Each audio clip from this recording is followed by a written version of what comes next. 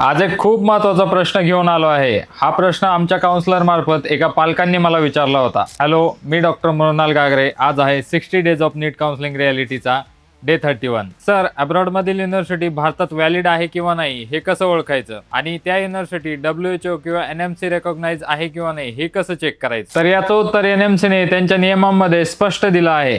तुम्ही जगातल्या कोणत्याही देशामध्ये MBBS करा, पण त्या देशातील MBBS कोर्समध्ये काही गोष्टी असणं आवश्यक आहे. त्यामध्ये सगळ्यात सुरुवातीला 54 महिन्याचं थिअरी शिक्षण आणि 1 वर्षाची इंटर्नशिप असणं आवश्यक आहे. आणि तुम्ही ज्या देशात MBBS करताय त्या देशातून प्रॅक्टिस करण्याचं लायसन्स तुमच्याकडे असलं पाहिजे. आणि याशिवाय संपूर्ण कोर्स हा इंग्लिश मीडियम मध्ये असला पाहिजे. आणि हे सगळे निकष जर पूर्ण होत असतील तर त्या देशाची डिग्री भारतात व्हॅलिड मानली जाते. आणि आणखी एक महत्त्वाची गोष्ट, NMCने अशी कोणतीही अधिकृत लिस्ट प्रसिद्ध केलेली नाही की या युनिव्हर्सिटी रेकॉग्नाइज आहेत आणि या युनिव्हर्सिटी नाहीत. म्हणून कोणती युनिव्हर्सिटी निवडण्याच्या पूर्वी NMCचे हे नियम नक्की तपासा आणि त्यानंतरच ऍडमिशनचा विचार करा.